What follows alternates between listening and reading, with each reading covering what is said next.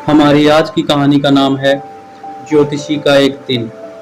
ठीक दोपहर के समय वह अपना थैला खोलता और ज्योतिषी की दुकान लगाता। दर्जन भर कौड़ियाँ, कपड़े का चौकोर टुकड़ा जिस पर कई रहस्यमय रेखाएं खींची थी, एक नोटबुक, ताड़पत्रों की एक किताब, उसके माथे पर बहुत सी बबूत और थोड़ा सा सिंदूर लगा होता और आंखों में एक तिरछी चमक यह देखने के लिए निकलने लगती कि ग्राहक उसकी तरफ आ रहे हैं या नहीं।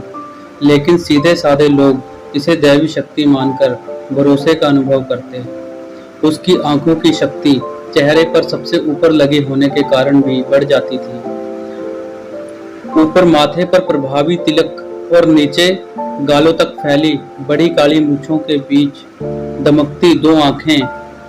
किसी अल्प बुद्धि के लिए भी इस तरह सजी आंखें बड़ी कारगर सिद्ध होती। प्रभाव जमाने के लिए वह सिर पर गेरुआ रंग की पगड़ी भी पहनता था। यह रंग हमेशा सफलता प्रदान करता था। लोग उसकी तरफ इस तरह आकर्षित होते जैसे फूलों पर मक्खियां गिरती हैं। टाउन हॉल के पार्क से लगे रास्ते पर वह इमली की एक विशाल वृक्ष की दूर दूर तक फैली टांगियों की छाया में विराजमान होता है। यह एक ऐसी जगह थी जहां सवेरे से देर रात तक लोगों की भीड़ गुजरती रहती। संकरी लंबी सड़क पर दोनों तरफ तरह तरह की छोटी दुकानें लगी होती। घरेलू दवाई बेचने वाले, चुराए हुए लकड़ी लोहे के सामान की दुकानें, जादूगर और सस्ते कपड़ों की दुकानें, जिसके लोग जोर जोर से चिल्लाकर हर वक्त लोगों को बुलाते रहते। इसी के बगल में इसी तरह के शोर करने वाली एक मूंगफली विक्रेता, जो हर दिन अपनी चीज को एक नया नाम देता। किसी दिन बम्बई की आइसक्रीम, किसी दिन दिल्ली के बादाम, किसी राजा की सौगात, और लोग हर वक्त उससे खरीदारी कर रहे होते। भीड़ के बहुत सारे लोग ज्योतिषी को भी घेरे रहते। वह बगल में लगी मूंगफलियों के बड़े से ढेर के ऊपर धुआं देती जलने वाली आग से निकलती हल्की रोशनी से ही अपना काम चलाता। यहाँ म्यूनिसिपैलिटी ने कोई रोशनी नहीं मुहैया कराई थी। दुकानों पर लगी छोटी छोटी रोशनियों से ही सबको काम चलाना पड़ता था। एक दो के पास गैस के हंडे भी थे, जिनमें से हर वक्त सूं की आवाज निकलती रहती। कुछ दुकानों पर खंभों से रोशनी की नंगी लपट निकलती रहती। कुछ साइकिलों के छोटे छोटे लैंपों से काम चलाते और ज्योतिषी की तरह कुछ अपनी रोशनी के बिना ही दूसरों के भरोसे गुजारा कर लेते।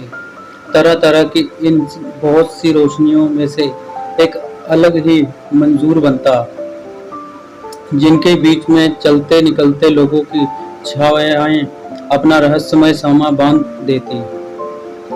ज्योतिषी को यह माहौल इसलिए बहुत सही लगता क्योंकि जब उसने जिंदगी शुरू की थी तब ज्योतिषी तो बनना ही नहीं चाहता था। दूसरों की जिंदगी में क्या होने वाला है यह जानना तो दूर, वह यह भी नहीं जानता था कि उसकी अपनी जिंदगी में अगले मिनट क्या होने वाला है।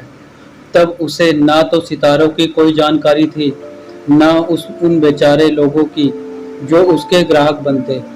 बातें करने में जो कुशल था, जो लोगों को खूब पसंद आती।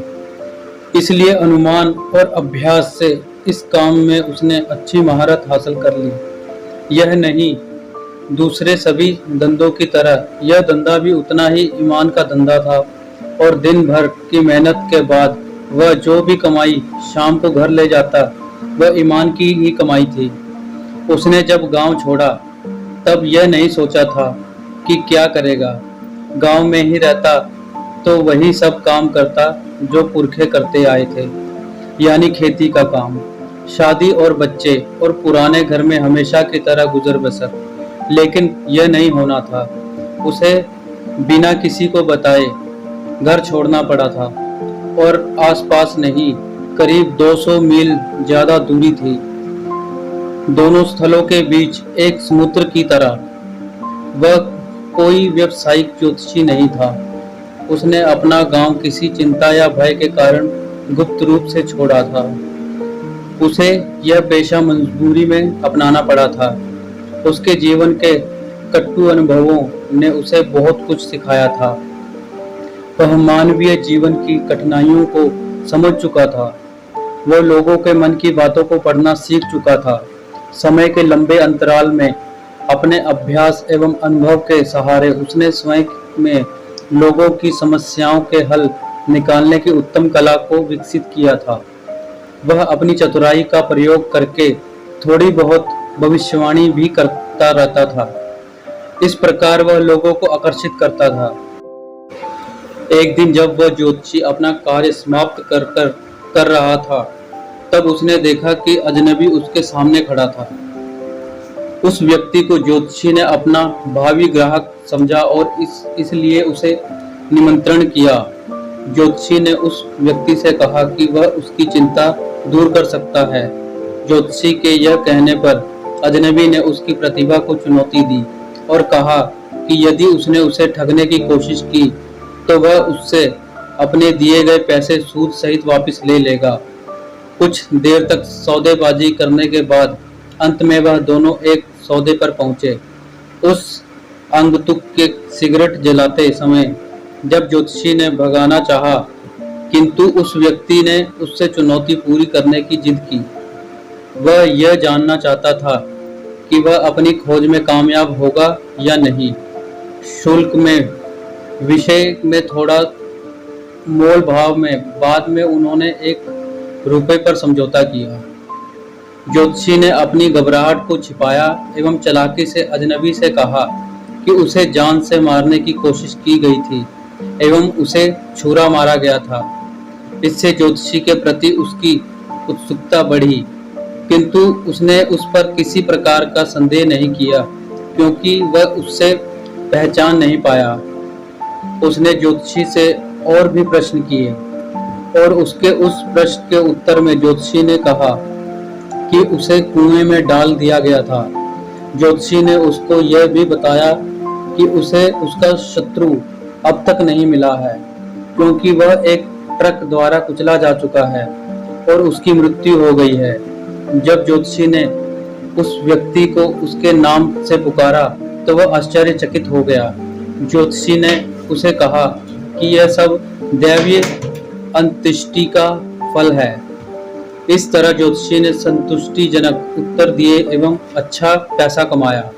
वह चालाकी द्वारा अपने किए गए अपराध के पाप के प्रायश्चित से बच गया। धन्यवाद।